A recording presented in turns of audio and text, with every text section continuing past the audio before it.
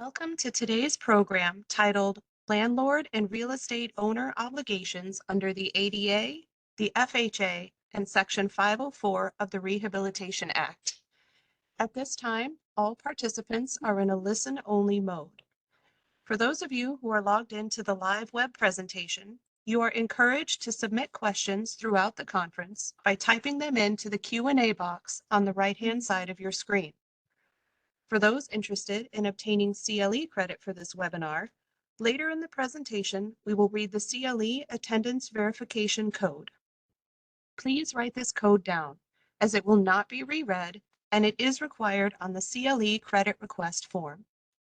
During the program, you will see a slide with a QR code that you may scan to access and submit your request for CLE credit. You can also find a link to this form in the connection details email you received this morning. Copies of the webinar recording and materials will be distributed to all attendees within a day or two following the webinar. On the next slide, you will see a legal disclaimer. This presentation has been prepared by Seyfarth Shaw LLP for informational purposes only. The material discussed during this webinar should not be construed as legal advice or a legal opinion on any specific facts or circumstances. The content is intended for general information purposes only, and you are urged to consult a lawyer concerning your own situation and any specific legal questions you may have. At this time, I would like to turn it over to our first speaker for today's program, Min Vu. Min, please go ahead. Well, good afternoon, everyone, and welcome to our webinar today on landlord and real estate owner obligations under the ADA, the FHA, and Section 504 of the Rehabilitation Act. I think many of you have probably attended our webinars before on various aspects of Title III of the ADA. We thought that it would be interesting this time to cover the Fair Housing Act and Section 504 of the Rehabilitation Act as well, because those three laws do basically overlap in certain situations, and it can get pretty confusing. So today we're going to try to break it down for you by going through the three laws at obviously a pretty high level, since we only have an hour, and then to kind of give you a sense of, like, you know, what laws apply to which kinds of facilities and you know, whatnot. And then finally, we will go over some kind of important legal issues that, you know, might come as a surprise to some of you. All right. So next slide. So here's today's agenda. But before we launch into that, let me introduce myself and also my colleague, Ashley Jenkins. I am a partner in the Washington, D.C. office of Seyfarth Shaw, and I'm the leader of the ADA Title III team nationwide. Ashley is a senior associate in our Washington, D.C. office, who also has extensive experience in all of these areas, which is why she's here talking to you. Anyway, all right, so back to our agenda. We're going to talk about ADA requirements, then FHA requirements, then Section 504 requirements. Then we're going to discuss kind of what will happen to you if you know, you're found to be non-compliant, and then important legal decisions and issues. So there's a lot to cover in an hour. If we have time, we will take questions from the chat. So feel free to send in questions as you think of them. And if we have time, we will address them. Otherwise, we might, you know, we will collect them and maybe reach out to you after the webinar. All right, next slide. Let's start. Okay, so first we're going to begin with ADA requirements. Now, when we talk about ADA requirements, really we're talking about Title III of the ADA because that's the portion that really covers kind of public accommodations. Title I is about employment. We don't do employment, at least Ashley and I don't. And then Title II actually covers state and local governments. And while we do actually do work under Title II of the ADA, but again, that is not the subject of today's webinar. Next slide. Okay, so Title III of the ADA, who's covered? First, it's owners, operators, lessors, lessees, of commercial facilities and public accommodations facilities.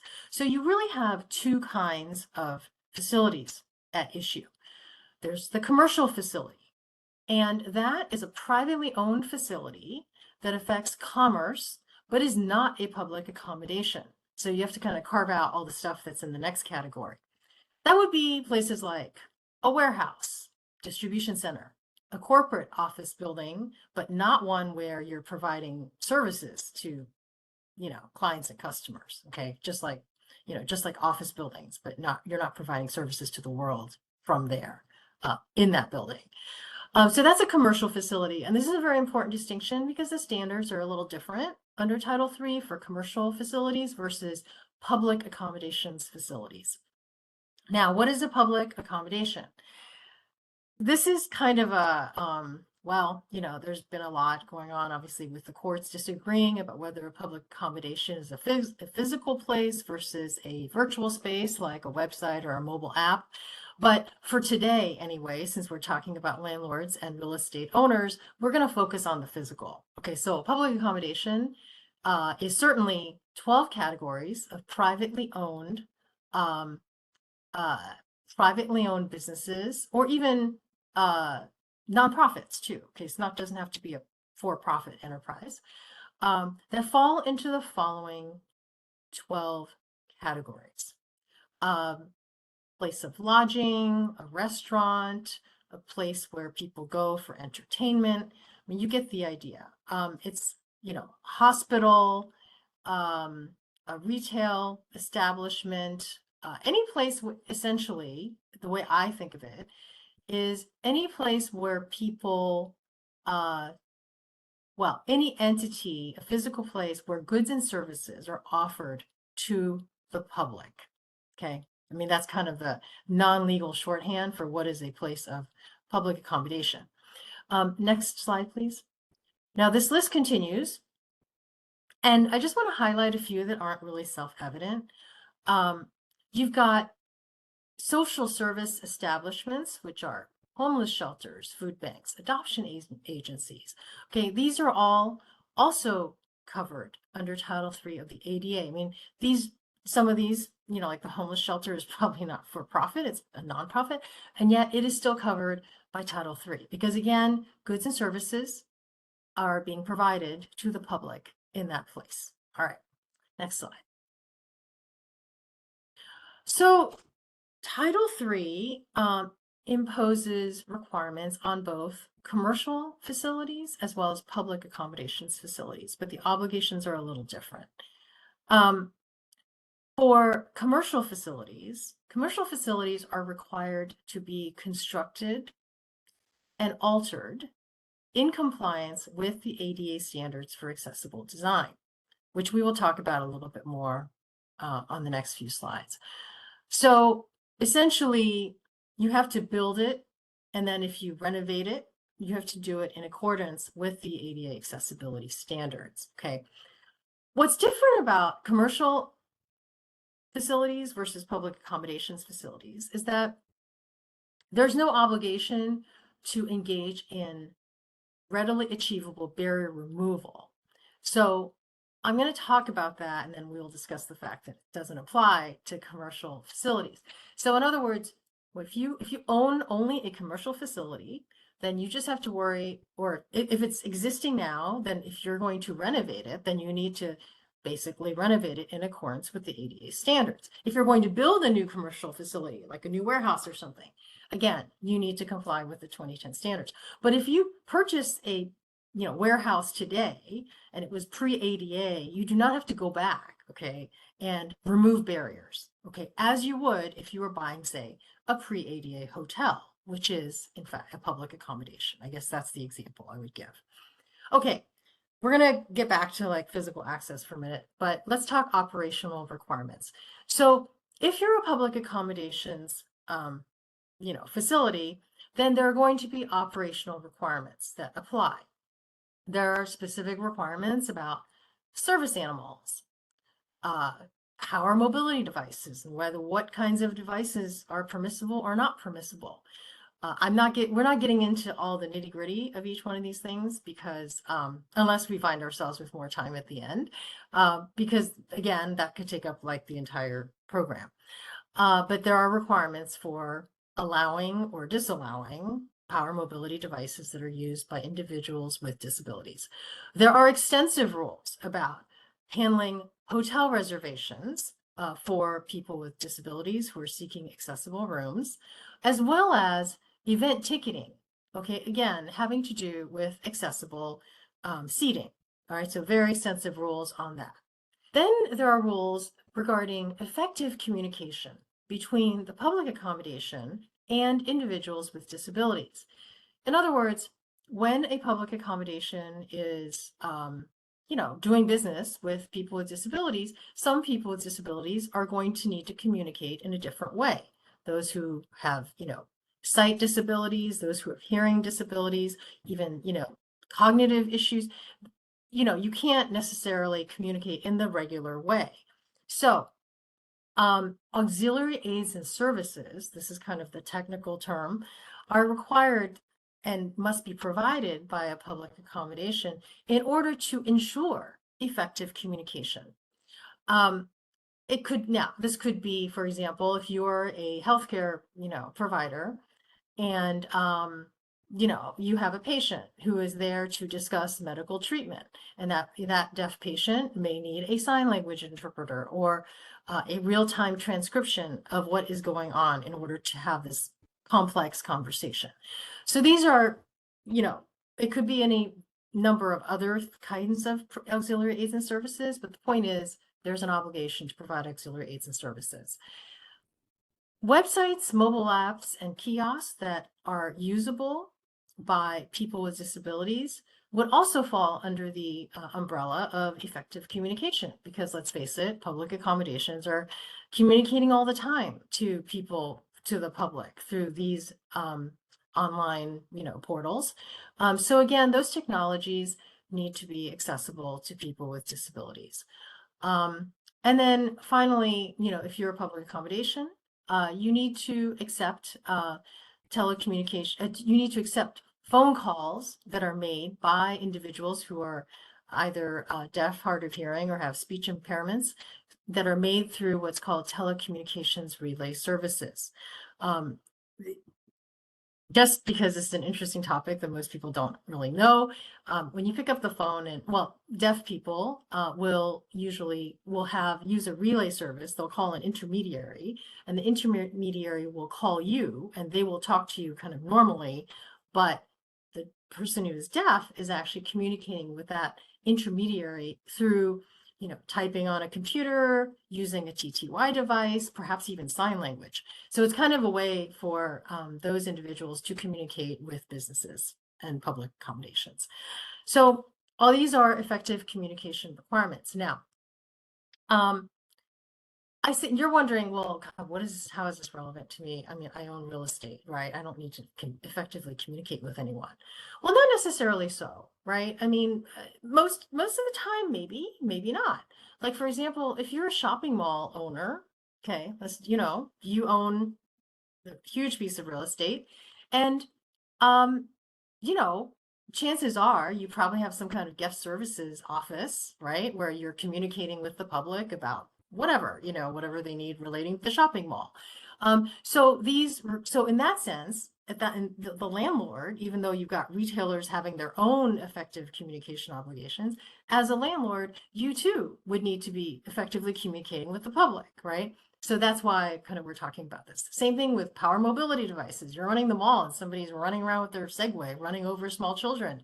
Again, this is something you have to figure out, well, can I exclude that device or can I not? I mean, these are all, same thing with service animals. So this is why I bring it up, because there are many different kinds of real estate owners. You may be kind of very close to the public or you may be quite removed, but these things may well apply to you. Now, the final requirement, which is to make reasonable modifications to existing policies, practices, and procedures, is another one that is kind of tricky. And it kind of interplays with the physical access requirements as well.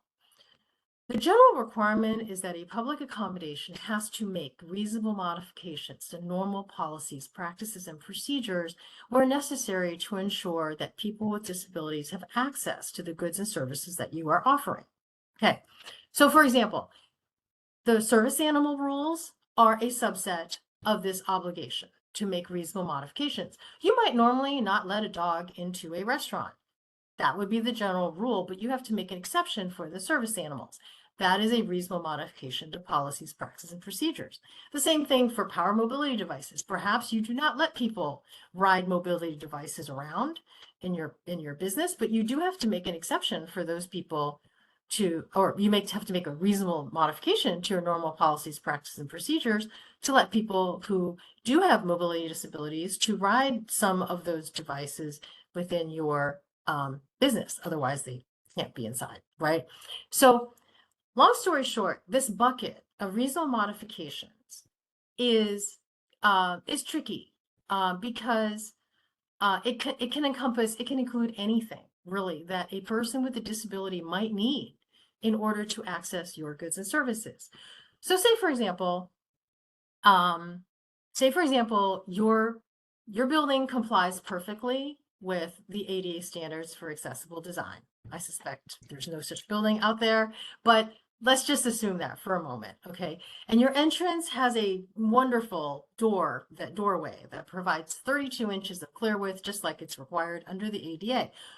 And yet you have somebody who has an extra large wheelchair and they cannot get through your front door, and you sell pizza, all right? And they want to buy pizza from you.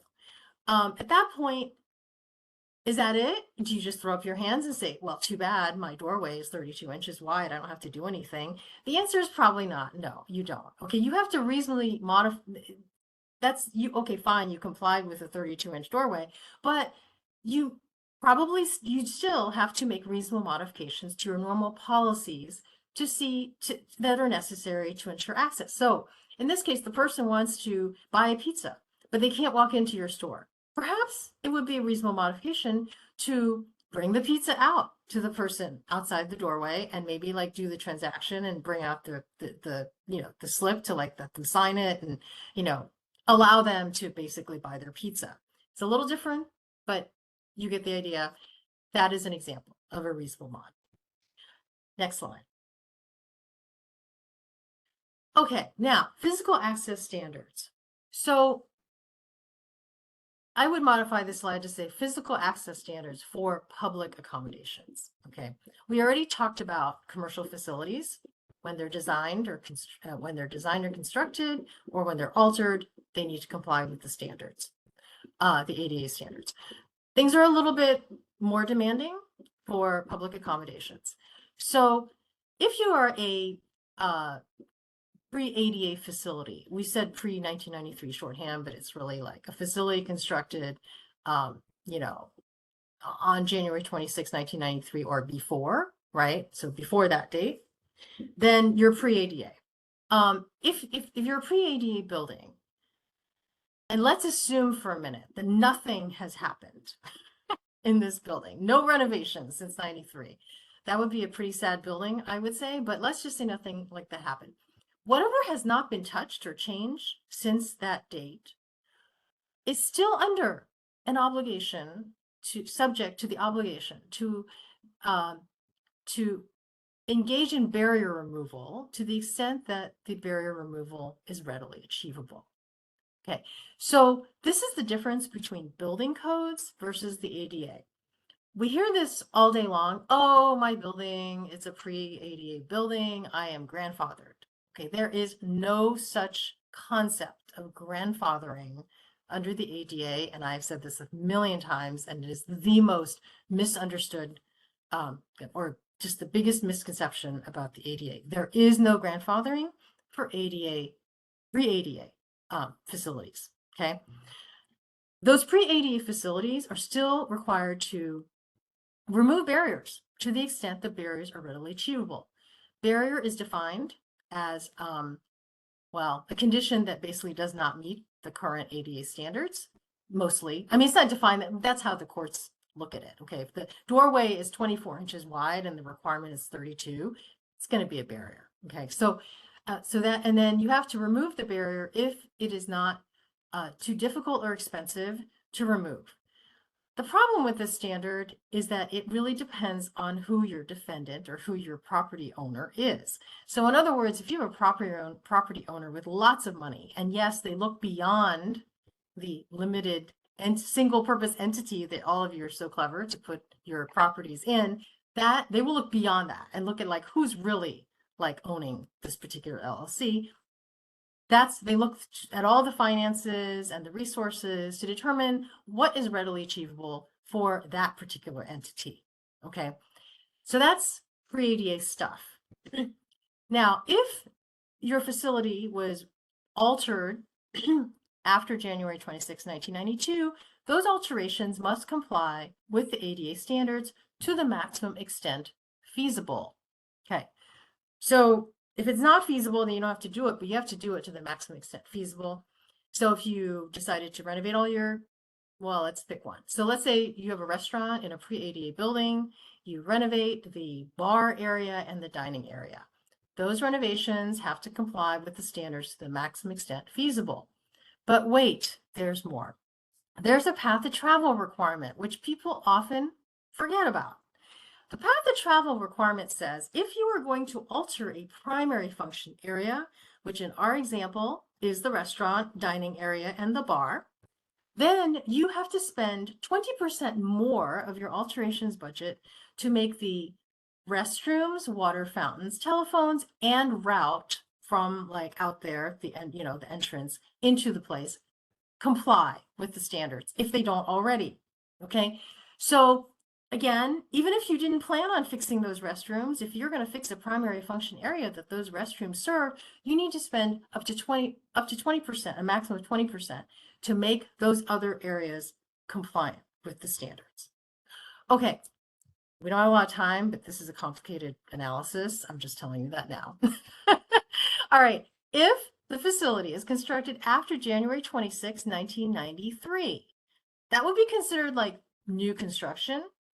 Then the new construction has to comply with the applicable ADA standards unless it is structurally impracticable to do so. Honestly, I have never actually seen a scenario where we could use the structurally impracticable defense because that really relates mostly to site conditions, like really difficult site conditions. But that is so it's a pretty tough standard, right? Basically, you got to comply. And then finally, there are two sets of ADA standards that have been around. There's the 91 standards, which would apply to anything before March 15, 2012. And then there are the 2010 standards, which became effective on March 15, 2012. Next slide. Okay, so you're thinking, I rent out my space, right? I mean, I don't interact with the public. I'm not a shopping mall owner. Am I responsible for physical access problems in my tenant spaces? And the answer is yes, you are. It's your building. Ultimately, even if you rent it out, it is still your problem. Now, can you allocate responsibility for this problem with your tenant? Absolutely, you can. Okay, so you can allocate, who's responsible for physical access or for operational issues. But the persons with disabilities who are doing the suing will generally sue both the tenant and the landlord, or sometimes they just sue the landlord and then you landlords have to go after the tenant. But the point is, that's kind of how it works, is landlords are generally responsible for almost everything that's going on in their properties. Obviously, if the landlord is actually making alterations to tenant spaces, then the landlord would be responsible.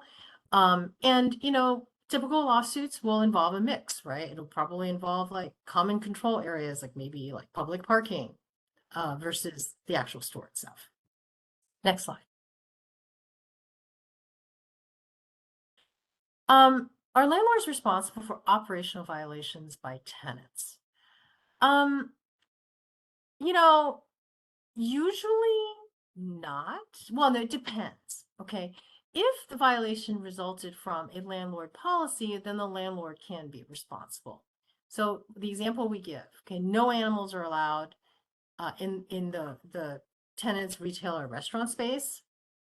I mean, at that point, it's the landlord's rule that's causing the problem. So yeah, I think a landlord would be responsible. So this is it's a more nuanced in the operational kind of category. Next slide. Okay, well, with that, we're going to turn to Ashley, who's going to talk to us about the wonderful world of fair housing. Thanks, Min. Next slide, please. All right, so Min covered the basics of the ADA, and now we're going to talk about the basics of the Fair Housing Act, including who is covered, the types of facilities that are covered, and the protected classes. So first, who is covered by the Fair Housing Act? It applies to housing providers in all forms. And that is a laundry list, includes property owners, landlords, management companies, neighborhood and condominium associations, real estate agents, and even brokerage services. It also applies to those involved in the design and construction of those facilities. So, architects, engineers, etc. Next, what types of facilities are covered by the Fair Housing Act? The Fair Housing Act applies to most privately owned housing, in addition to housing that is subsidized by federal or state funds, such as low-income public housing or federally subsidized Section 8 housing. Now, there are a few exceptions. So if you are an owner of housing and you reside on site and you have 4 or fewer units, you are exempted from the Fair Housing Act requirements. Also, single-family housing that is rented or sold with no broker, so long as the owner does not own more than 3 rental properties. That's an exclusion as well. They're very narrow exclusions. So let's just assume most of the time housing is covered by the Fair Housing Act. Now, what types of housing are covered? We can have condos, timeshares, dormitories, transitional housing, homeless shelters, student housing, and even assisted living centers. So that covers way more than just your typical multifamily apartment building. Finally, what are the protected classes for the Fair Housing Act? Unlike the ADA, which is limited to individuals with disabilities, the Fair Housing Act covers discrimination for a wide range of protected classes. That includes race, national origin, color, gender, age, religion, familial status, as well as disability. We should also note that certain state laws expand this list to include such characteristics such as your source of income, political affiliation, as well as sexual orientation. Next slide, please. All right, so Min talked about the operational requirements under the ADA, and the FHA also has comparative operational requirements. These 5 are listed on this slide, and they include a general non-discrimination policy based on protected characteristics. This means you cannot discriminate in the application process, you can't discriminate throughout the tenancy, and even through eviction proceedings. So it covers the entire gamut of a tenancy. You must make reasonable accommodations for people with disabilities. This is similar to the ADA, but a little different. So the FHA requires landlords to grant reasonable accommodations in order to allow a person with a disability to have equal access to their dwelling unit or the development's common areas, such as maybe a community room or a laundry service. And reasonable accommodations can also be requested by somebody who's just applying to rent, even if they end up not living there. So maybe they need a different form of application. Reasonable accommodations may occur during tenancy, such as making an accommodation for paying their rent, and even to prevent eviction. So say somebody with a disability requires an extended amount of time to pay for their rent for a reason associated with a disability. That may be a reasonable accommodation that is required. Now, what accommodations are considered reasonable? They're considered reasonable when they're practical and they're feasible. Courts have interpreted this to mean that a landlord does not necessarily have to grant a request for an accommodation if it would impose an undue burden or a fundamental alteration of the landlord's provision of housing. We'll talk about that in a little bit. The next operational requirement is to allow individuals with disabilities to modify their units or common areas at their own expense. What does that mean? Well, let's say somebody needs to install grab bars in their bathroom and they request the ability to do so. You must allow them to do that. Maybe they need to have something installed into the laundry room to make it more accessible for them. You must allow them to do that. Now, under the FHA, the tenants are required to pay for those modifications. But under state laws, there are some states that require the landlords to pay for these modifications. The next operational requirement is to not have any discriminatory advertising. That means websites, rental applications, they cannot have discriminatory statements. Something that we have seen before is saying we don't rent to people in college. That's age discrimination. So you cannot have a discriminatory statement in your advertising. And finally, you cannot retaliate against somebody who requests a reasonable accommodation or a modification, or somebody who files a charge based on that. Next slide, please. All right, so we're going to take a little bit of a deeper dive into what it means to make a reasonable accommodation for somebody with a disability. Here are a few examples. So kind of comparatively to what Min said about under the ADA, say your property has a no pet policy. A reasonable accommodation would be allowing a service animal or an emotional support animal. Now, this is different under the ADA. You would need to allow these animals as long as a tenant requests one. Now, there's a process for requesting one, and there is some due diligence allowed in there as well. Say you have a property that has parking available for their tenants, and it's first come, first serve. You don't allow any parking spaces to be assigned. Well, if somebody has a disability and they request an assigned parking space due to their disability, it might be a reasonable accommodation for you to grant that assignment. Now, the FHA requires the landlord to do, an analysis, and you might receive a reasonable accommodation from somebody who's applying during your tenancy or even to prevent eviction. So as I mentioned earlier, if say somebody requires the ability to pay their rent late, but just a few days late, that might be a reasonable accommodation. But forgoing all rent because of somebody with a disability, that would be, a fundamental alteration. So an undue burden, as been described before, is an unreasonable financial or administrative cost. So as an example, as I mentioned earlier, a landlord could be required to accept rent a few days late, but not requiring the landlord to forgo rent entirely. That would be considered an undue burden. A fundamental alteration would be an accommodation that would change the basic operation of the services provided. That would definitely be a very fact-specific scenario. We should note that there is a process for a tenant or prospective tenant to request a reasonable accommodation. The resident or the applicant must make an affirmative request of the housing provider. So there is no obligation for the housing provider to just assume that a reasonable accommodation is required. Now, there is no specific form. We obviously recommend that you have a form for a reasonable accommodation. Once you get the form from the tenant or the prospective tenant, or maybe it's a verbal request as well, you can ask for supplemental information associated with that reasonable accommodation. You can ask information regarding what the disability is and what the nature of the requested accommodation is, as well as an explanation of the relationship between the two. So what is the person's disability? What are they requesting? And why is it needed for their disability? Finally, there are some defenses for a reasonable accommodation request. One, you can say that the individual is not disabled. Maybe they provided falsified information, or there is no nexus between the disability and the requested accommodation. Finally, you can always say there's an undue burden or a fundamental alteration, but again, that's very fact specific. Next slide, please. All right, just like the ADA, the FHA has design and construction requirements. They're not nearly as easy to understand as the ADA, at least for me.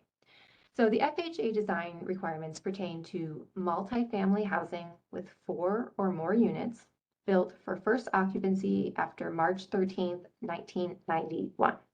So again, a little bit different dates than the ADA. These facilities must have certain accessibility and adaptability features. Further, the common areas must be accessible. And what does that mean? That means your leasing office, your fitness center, mail room, even public restrooms. Now, interestingly, the FHA does not include specific design requirements, but the FHA does have requirements for whether or not your building has elevators or not. So most modern buildings have elevators that way. In that regard, all units must be designed with FHA to comply with the FHA design and construction requirements.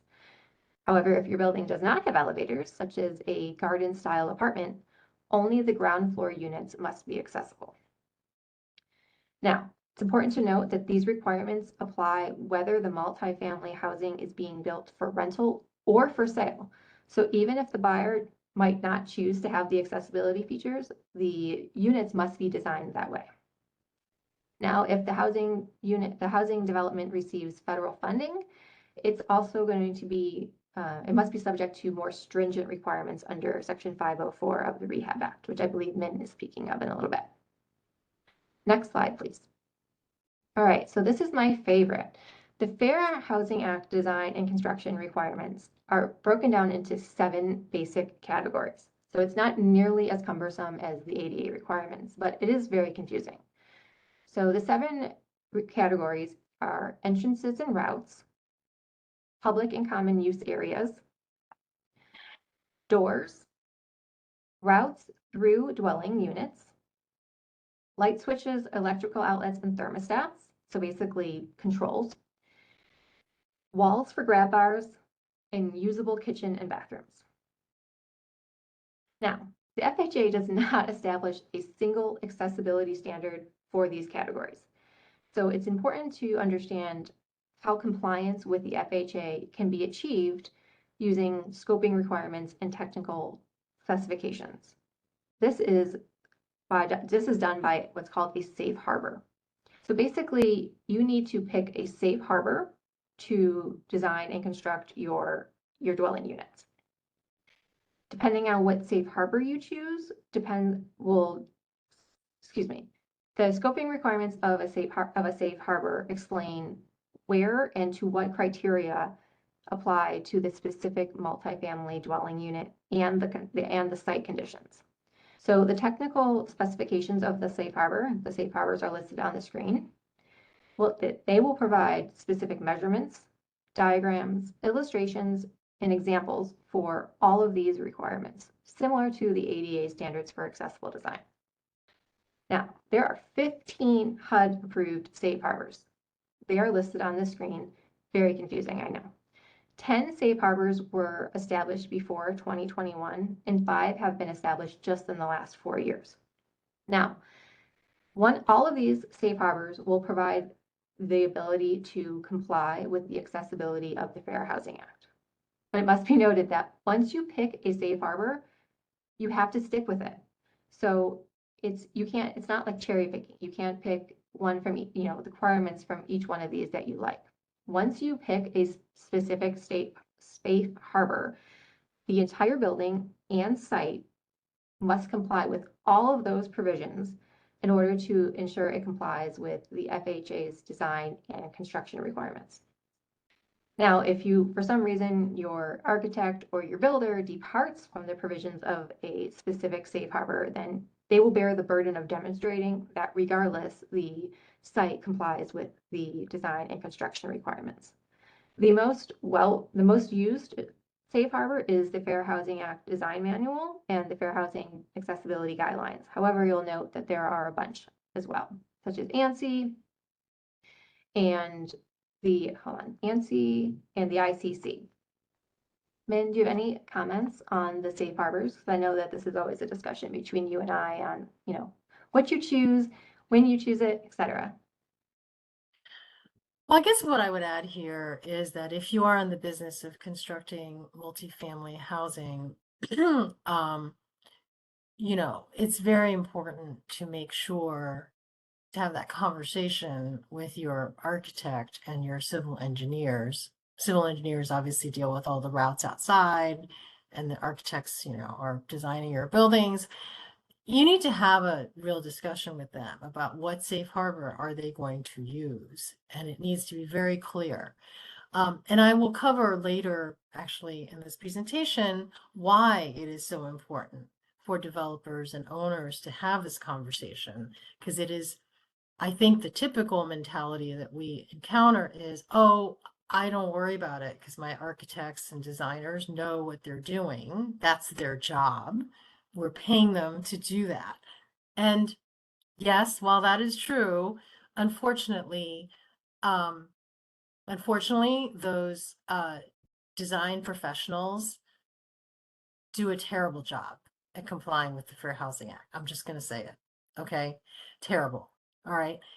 You can look up the, all the various enforcement actions that the Justice Department has engaged in over the years, and you'll see that developers across the country are getting, are, under well, have resolved, okay, but have had to remediate countless properties, countless multifamily housing, uh, communities, because these standards were not complied with. Okay, so I guess if there's any takeaway, I mean, no one's going to remember this list, so it's here for your information. But the takeaway is, if you are in the business of doing this, building these multifamily housing units, you must have the conversation and understand what they are doing to make sure you are complying, because mistakes happen, both in the design phase, or perhaps there's a disconnect between design and actual execution by your construction company, right? I mean, the plans weren't quite specific enough. So you go from there to translated to the field, and they just do whatever they feel like doing. And the next thing you know, you have a non-compliant situation. And the Justice Department is going to go show, there's no statute of limitations on this. They don't take the position that it's over if it's like 3 years from the time you just opened your property. No, they go back many, many years. And so again, if you're in the business of developing, or if you own these properties, just please be aware, you've got to have this conversation. Too many of our clients, honestly, have been very unpleasantly surprised. Okay. All right, next slide. I know we're running out of time. Okay, so finally, obviously there's overlap between the Fair Housing Act and the ADA, and these are just a few bullet points on that. I actually believe we got a question about one of these. So condominiums that are built with the expectation that they will be put into a rental program for short-term stays must comply with both the FHA and ADA design requirements. As I mentioned previously, in a multifamily housing unit such as an apartment building, the leasing office and public restrooms would be covered by the ADA, but units would be covered by the FHA, and the ADA does not apply to the dwelling units. And finally, student dorms are covered by both the FHA and the ADA. Next slide. All right, Min. Yeah, okay, well, I'm just going to very quickly cover Section 504 of the Rehabilitation Act. And I guess one caveat that I will give here is that my discussion is really focused on housing rather than, all the other kinds of buildings that might be covered under Section 504. So next slide. Section 504 of the Rehab Act basically says that, recipients of federal financial assistance are subject to non-discrimination requirements, one of which is to build facilities that are accessible to people with disabilities. So while I'm not going to talk about it, if you are a hospital, right, and you are a recipient of federal financial assistance through Medicaid and Medicare, you're going to have to build that hospital in compliance with accessibility standards. Now, you're going to have to do that anyway, because you're also covered under the ADA. But point being, we're not going to talk about anything other than housing for today. So the law provides, like I said, additional protections for individuals with disabilities in housing receiving federal financial assistance. Who is covered? Well, if you're a public housing agency and you're funded by HUD, if you're a nonprofit developer of low-income housing and you're getting money from HUD, if you're a developer receiving community development block grants or home funds, you could also be you could be a university with, that receives federal financial assistance, and you're building dorms. Okay, that would be covered too. Now, what is not covered is if you are a private landlord that accepts Section 8 tenant-based vouchers for rent, for example, that would not actually be considered Section 504 covered. But again, this is pretty complex, kind of figuring out like whether you're covered or not. So just be aware that if there's any like federal funding coming from someplace, just make sure to pause and take a look, take a deeper dive. Next slide. So if you are a landlord and you are covered by Section 504, then you have to do more than kind of what the FHA requires. You have to provide auxiliary aids and services to individuals with disabilities to ensure effective communication. We talked about kind of those auxiliary aids and services in the context of the Title III of the ADA. It's the same thing here, okay? So I'm not going to repeat that. One really important difference, though, between FHA and Section 504 is remember how under the Fair Housing Act, if a tenant says, I need a ramp, put into the, I need a ramp to access my unit. Under the FHA, it's the tenant that has to pay for the ramp. And as a landlord, you just have to let them do it. But if you're Section 504 covered, then you actually have to pay for that ramp too. Okay, so that the obligation to make reasonable modifications to units does fall on landlords that have received federal financial assistance. Next slide. Okay, so on this slide, now that we have talked about all three statutes, we kind of try to provide you with a little roadmap as to which kinds of properties are covered by which laws. You can see that, the shopping mall, retail, restaurant, hotels, warehouse distribution centers, office buildings, let's stop there. Those are all covered by the Title III of the ADA, okay? And not FHA or Section 504. Student dorm, as we discussed, student dorms are complicated. They're covered by Title III, the Fair Housing Act, because it's basically a dwelling for 9 months out of the year, right? And also Section 504, because most schools do get federal financial assistance. The extended stay hotel situation is a bit complex. Obviously, hotels are covered under Title III. Whether an extended stay hotel is covered under the Fair Housing Act, because for people who are staying long-term, it becomes their dwelling, right? There's courts it really is fact intensive, but I think there is a serious case to be made, obviously, that an extended stay hotel would certainly at least have to comply with the operational requirements of the Fair Housing Act. Maybe not design and construction. I think that would be a stretch, but certainly operational. Timeshares are so tricky because they are so varied. You could have a timeshare amongst 3 people, and that would be different than a timeshare that looks just like a hotel.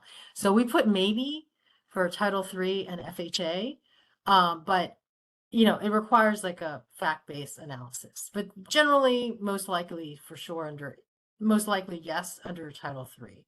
But again, we couldn't be definitive for every timeshare in America. A condo with a vacation rental program. Is it covered under Title III of the ADA?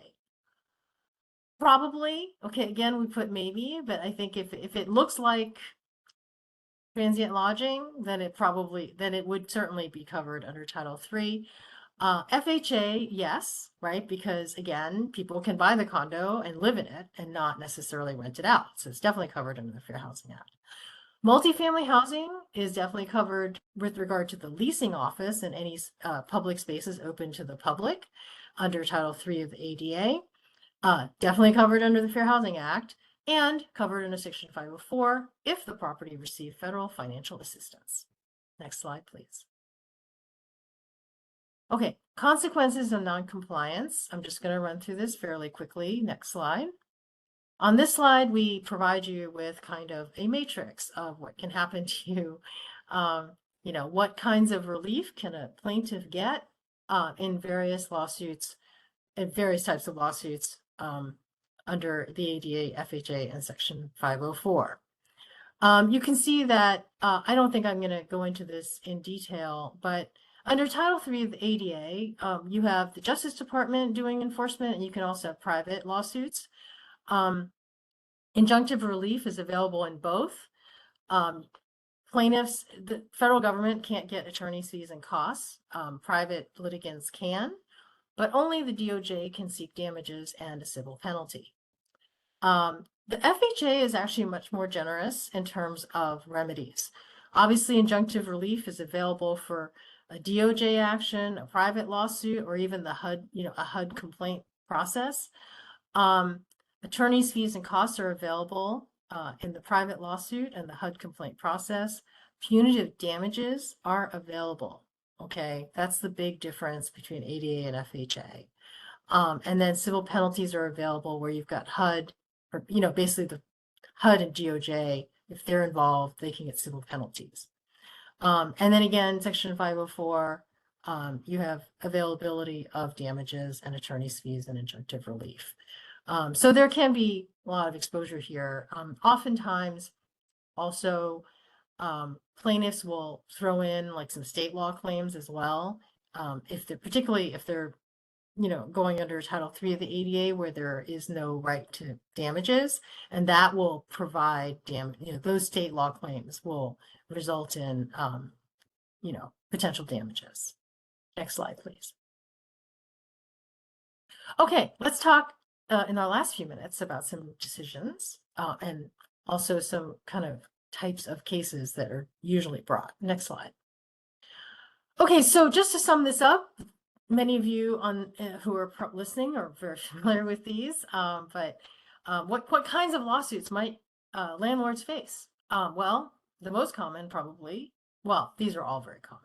So if you're an owner of public accommodations facilities, then you're definitely going to be getting ADA Title III lawsuits for inaccessible facilities. We see those all day long.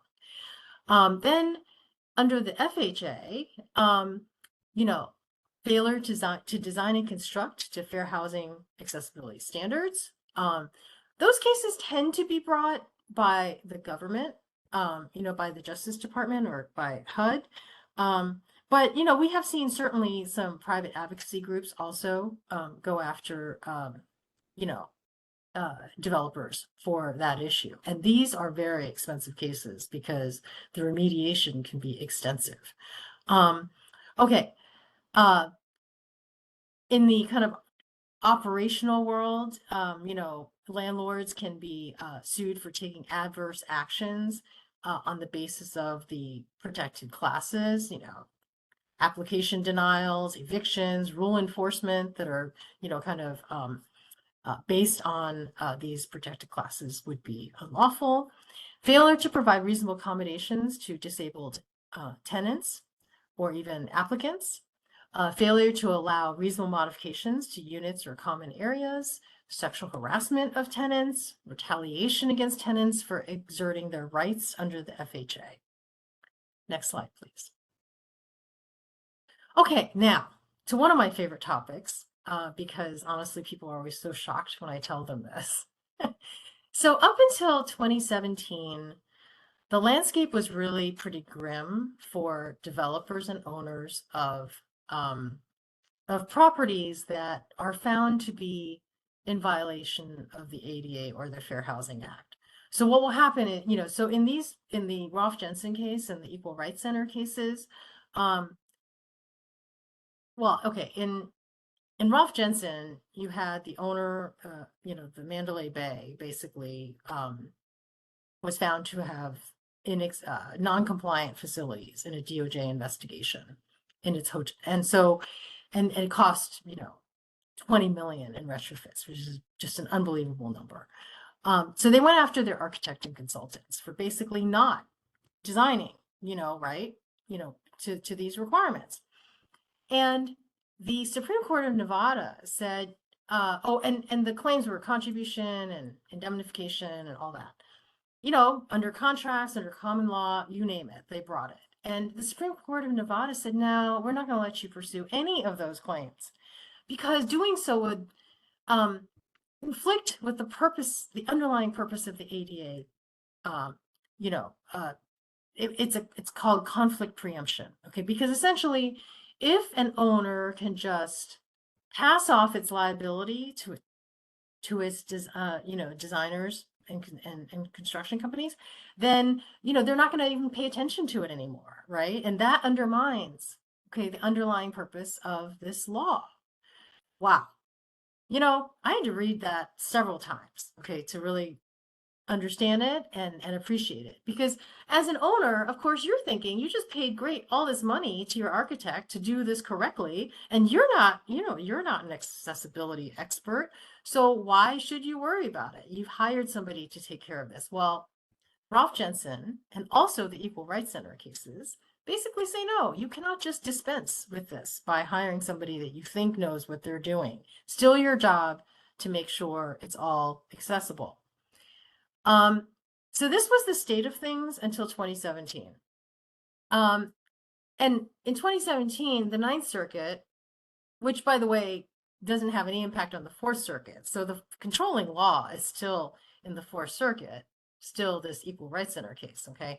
But in the Ninth Circuit took a look at the situation in the context of a bus terminal construction project, okay? And decided, I think, that this was kind of a draconian outcome for the city of Los Angeles, because again, how do they know how to design anything accessibly? And the Ninth Circuit said, okay, you know what? Complete indemnification, seeking, we're not going to let you seek indemnification against your architect, but you can seek contribution for the design that violated the ADA. So they allowed a contribution claim. And the same was true in the more recent case, Shaw versus Cherokee Meadows, coming out of Oklahoma. The landscape is still not great, honestly. And I guess what I would say here in terms of the takeaway for owners and developers of, public accommodations or multifamily housing is that you might think that your architects and civil engineers and other designers know what they're doing, but you must check on them. Okay, like you must ask the questions. Do they have an expert reviewing the plans? If they don't have that, you better hire your own expert to review the plans. Because at the end of the day, you cannot just say, this wasn't my problem, I hired these people. These courts are not letting you do that. All right. So now we're almost at the end, and I'm going to read to you your CLE code, which you need to get CLE credit for this program. Are you ready? Okay, everybody get their pens out. The code is S as in Sam, 7001. Again, SS 7001. All right, that's the code. Next slide, please. Okay, finally, I'm going to talk about successor liability of asset purchasers. This is about public accommodations and whether if you buy a property that has problems, okay, but you did not design or construct any of it, you just bought it and you got it. There are some helpful decisions, these three shown on this slide, that basically say you're not responsible for the design failures of your predecessors, but you are still liable for ongoing readily achievable barrier removal, which we talked about earlier. So that's a lesser burden. Now, obviously, at some point, if you start making renovations, then it's incumbent on you to do them correctly. We still got some plaintiffs' lawyers who fight this concept really hard. I'm not going to lie, but these are very helpful decisions when you're engaged in those discussions. Okay, well, we are pretty much at time. We're not going to take any questions, but if you want to follow up with us later, we're happy to chat. Thank you so much for attending today. And this slide shows you the QR code that I guess, allows you to certify your attendance and to receive CLE credit. So we're going to keep this up here so that you can scan this code right now. And again, the verification code was SS7001. Thank you so much for attending.